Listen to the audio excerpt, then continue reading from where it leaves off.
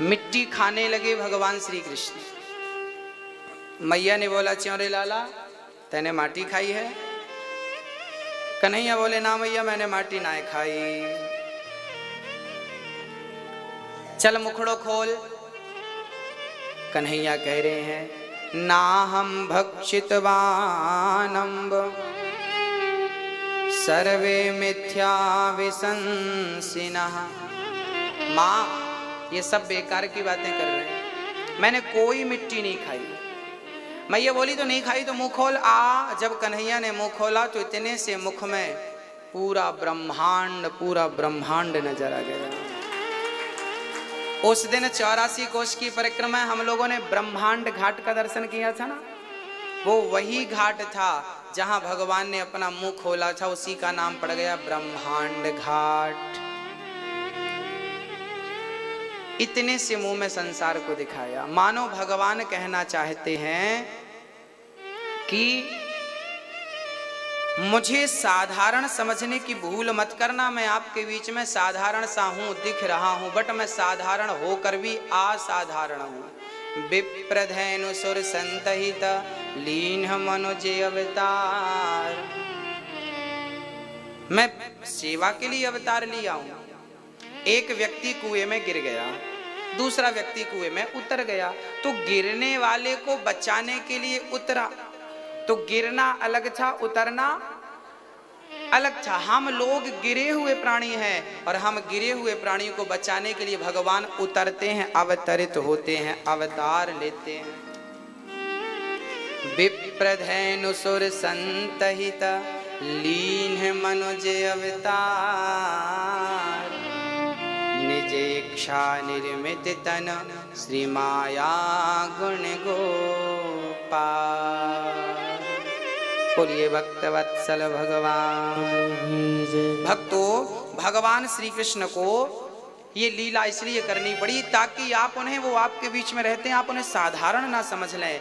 यशोदा माँ एक दिन कन्हैया को अपनी गोद पर बिठाती हैं, कहती हैं, लाला तू मेरो बेटा है, मुझको बड़ी प्रसन्नता है। एक दिन राजा परीक्षित ने प्रश्न किया कि प्रभु, आखिर राजा परीक्षित ने ऐसा कौन सा पुण्य किया है जिस पुण्य के फल स्वरूप, जिस पुण्य के कारण भगवान ने उन्हें अपनी गोद में धारण कर लिया? ऐसा कौन सा पुण्य किया है? ऐसा कौन सा पुण्य यशोदा ने किया है जिसके कारण वो अपना दूध पिलाती है, गोद में लेती है और वो पुचकारती, प्यार करती है, जगत के पालनहार के कान पकड़ के भी घुमाती रहती है? ऐसा कौन सा पुण्य? तब कहा कि यशोदा पिछले जन्म में धरा थी, नंद बाबा वसु थे। यशोदा ने बड़ा पुण्य किया था, दान किया था। दान करने से ही गति होती है। और जो वृद्धाश्रम में मंदिर बन रहा है, उस मंदिर के निर्माण में भी आप लोग अपना सहयोग कर सकते हैं। मंदिर तो मंदिर है, माँ ही मंदिर है। भक्तों, द्रोणो वशो नाम प्रवरो धरया सहभार्यया। वसुदेव जी, नंद बाबा और यशोदा, ये धरा और वसु थे, दोनों बड़े प्रेम से भगवान की भक्ति करते थे। एक दिन धरा जंगल में अकेली थी, पति देव स्नान कर रहे थे, तभी संत आ गए। संतों ने कहा, माँ भूख लगी है, कुछ भोजन कराओ। तब धरा गांव में एक सेठ के घर चली गई। सेठ से कहा कि हमें 2 रुपए दे दो, हम संत सेवा करना चाहते हैं, साधु सेवा करना चाहते हैं। भक्तों, धरा गांव में गई, पर वहां का जो मुनीम था, जो सेठ था, वो बड़ा नियत का बुरा था। वो धरा से कहने लगा, पहले तुम्हें कुछ चुकाना पड़ेगा, बाद में हम आपको दे सकेंगे।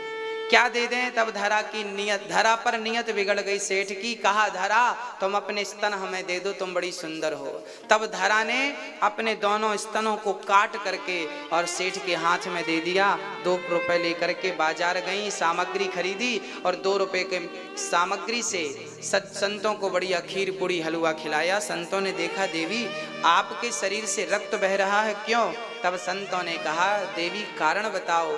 तब धरा ने कहा कि रक्त बहने का कारण यही है कि आपकी सेवा के लिए मुझे संतों के लिए अपने स्तनों का दान करना पड़ा। वो संत के रूप में भगवंत थे, प्रकट हो गए भगवान। बोलिए भक्तवत्सल भगवान। भगवान प्रकट होते हैं और भगवान बड़े भाव से प्रकट होकर के कहते हैं कि आपने मेरे लिए अपने स्तनों का दान किया, अगले जन्म में मैं आपका पुत्र बनकर आपके स्तनों का पान करूंगा। आज संतों को स्तनों का दान कर दिया, काट कर 2 रुपए के लिए। आज भगवान ने उस पुण्य के कारण यशोदा को आज माँ का दर्जा दिया है। गोद में बैठ कर के भगवान पान कर रहे हैं दूध का।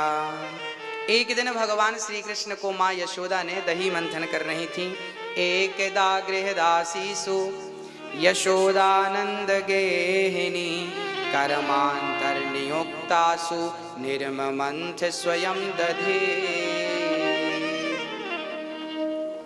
आज यशोदा ने दही मंथन किया। तब भगवान श्री कृष्ण ने कहा माँ मुझे भूख लगी है, भोजन कराओ, भोजन कराओ। तब यशोदा ने दूध पिलाया। तभी चूल्हे का जो दूध चढ़ा था वो उफनने लगा। भगवान श्री कृष्ण को छोड़कर माँ दूध उतारने गई तो भगवान ने सारी मटकियों को तोड़ दी। मैया छड़ी लेकर दौड़ी, लाला तेने मटकी तोड़ी, आज तेरी खबर लूंगी। और भगवान आगे आगे भाग रहे हैं, पीछे से मैया दौड़ रही है। जो भगवान 3 पग भूमि में दुनिया को नाप सकता है वो भागेगा तो क्या कोई पकड़ सकता है? कभी नहीं पकड़ सकता। पर यशोदा दौड़ रही है। अच्छा, हम ईश्वर को पकड़ सकें हमारी सामर्थ्यता नहीं है, लेकिन पकड़ने के लिए दौड़ सकते हैं। और दौड़ेंगे तो कभी ना कभी कृपा करके वो पकड़ में आएगा जरूर, वो आएंगे जरूर। हाँ, भगवान पर माँ यशोदा पर कृपा करी। भगवान को माँ ने पकड़ लिया, उखल से बांधा। और जब बांधने लगी तो 2 अंगुल रस्सी क्या हो गया? 2 अंगुल रस्सी कम पड़ गई। भगवान आपसे कितने दूर हैं आपको पता है?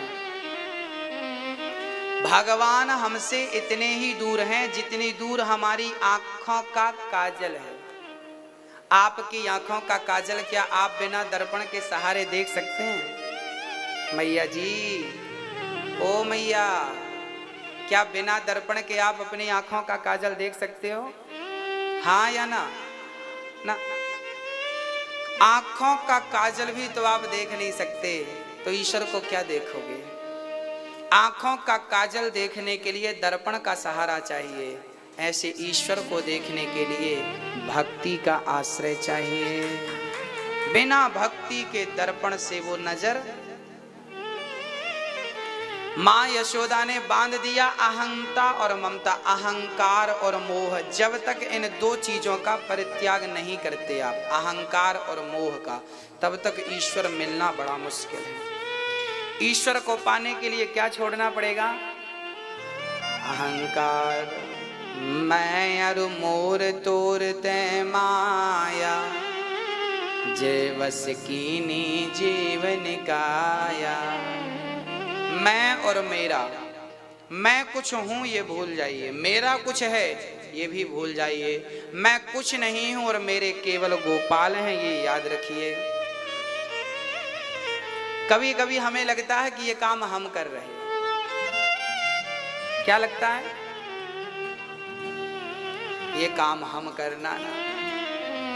आप अपने आप को कर्ता मान लेते हैं, इसलिए आपको नुकसान भी होता है, टेंशन भी होती है, चिंताएं बनी रहती है। आप अपने आप को क्या मत मानना, क्या मत मानना मेरी माँ?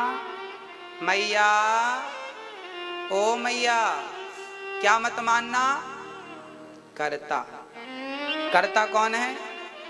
कर्ता कृष्ण है। हम अपने आप को कर्ता मानते हैं, इसलिए परेशानी होती है। हम कभी ये ना समझें कि मैंने कुछ किया, हमेशा ये भाव बनाए कि सब कुछ मेरा कन्हैया कर रहा है, मैं कुछ नहीं कर रहा, सब कुछ वही है। बस सारा काम मेरे गोविंद करते हैं। मैं नाचने वाला हूं, वो नचाने वाले। ये फैक्ट्री मेरी नहीं है, फैक्ट्री गोविंद की है, फैक्ट्री भगवान की है। ये पत्नी मेरी नहीं, भगवान की है। पुत्र मेरा नहीं, ईश्वर का। सब कुछ ईश्वर का, मैं केवल नौकर हूं, उस ईश्वर का चाकर हूं। मेरी हैसियत उससे ज्यादा नहीं है, नहीं है। भक्तों, मैं कथा में अक्सर कहा करता हूं कि कभी कभी कुत्ता गाड़ी के नीचे चलता चलता समझने लगता है कि गाड़ी मैं चला रहा हूं। एक कुत्ता गाड़ी के नीचे चल रहा था, बैलगाड़ी के छकड़े के। वो समझने लगा कि गाड़ी मेरे कंधे पे है, मैं चला रहा हूं। बस वही स्थिति हमारी और आपकी है। जब हम बहुत नाम कमा लेते हैं, पद प्रतिष्ठा पा लेते हैं, धन धान्य पा लेते हैं, तो हमें लगने लगता है कि ये मेरी मेहनत का फल है। मैंने मेहनत की, मैंने किया, मिला ना। इस बात पर मैं अक्सर कहा करता हूं कि आपकी कामयाबी के पीछे आपकी मेहनत नहीं, मेरे गोविंद की कृपा है, पूरी पूरी कृपा। क्योंकि उसकी कृपा के बिना मेहनत करने वाले बहुत हैं। आप और हमसे ज्यादा मेहनत तो मजदूर करता है। हमसे ज्यादा भी मेहनत करने वाले लोग हैं या नहीं, पर वो तो कामयाब नहीं हो पाए ना। बेचारे वो फुटपाथ पर सोते हैं, रोटी खाते भी हैं कि नहीं, उसकी भी गारंटी नहीं। तो ईश्वर ने हमें जो दिया है वो हमारी मेहनत का नतीजा नहीं है, वो कृष्ण की प्रत्यक्ष कृपा। आप महसूस करें ना करें वो आपकी मर्जी है, पर कृपा की ना होती जो आदत तुम्हारी, तो सुनी ही रहती अदालत तुम्हारी। गरीबों के दिल में जगह तुम ना पाते, तो किस दिल में होती हिफाजत तुम्हारी। ना हम होते मुजलिम, ना तुम होते हाकिम, तो किस दिल में होती इबादत तुम्हारी। कृपा की ना होती जो आदत। बड़े दयालु हैं कन्हैया। हम लोगों की गलती कहाँ है? हम मान बैठे हैं कि हम करते हैं, हम करते हैं। एक दिन भगवान, दो वृक्ष लगे थे, जब भगवान को उखल से बांधा, मैया पर कृपा करी, बंध गए भगवान। उखल से बीच से निकले, दो वृक्ष से बीच से निकले उखल को लेकर, दोनों वृक्ष धड़ाम से गिरे। दोनों ने स्तुति करी। वाणी गुणानुकथने श्रवणौ कथायाम, हस्तौ च कर्म सुमनस्तव पादयो। वाणी गुणानुकथने श्रवणौ कथायाम। अपनी वाणी से सदा गोविंद का गुणगान करता रहूं, सदा कानों से कथा श्रवण करता रहूं। यही भाव बना रहे, यही भाव बना रहे। एक दिन भगवान ने इन पर कृपा करी। ये दोनों श्रापवश वृक्ष बने थे, आज दोनों को भगवान ने मुक्त किया। भगवान श्री कृष्ण के गोकुल में एक नारी थी जिसका नाम था सुखिया। क्या नाम था? वो फल बेचती थी। फल ले लो, फल ले लो, फल ले लो, फल ले लो। वो फल बेचने वाली माँ इतनी गरीब थी, इतनी गरीब थी कि उसे फल बेचकर जो मिलता था उसी से उसका चूल्हा जलता था। आज वो जब घर से निकली ना, तो उसे कुछ भी नहीं मिला, 1 रुपए का फल नहीं बिका। जब वापस आने लगी तो नंद भवन दिखाई पड़ा, तो आवाज लगाती है, यशोदा, ओ यशोदा। यशोदा तो नहीं आई, छोटे से कन्हैया ठुमक ठुमक के चले आए।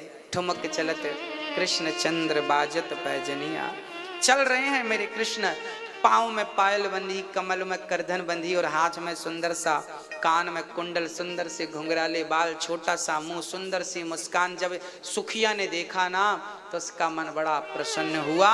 कहने लगी, लाला तेरी माँ कहाँ है? कन्हैया बोले, माँ तो आज यमुना गई है। तो बेटा तू फल खावेगो? हाँ हाँ,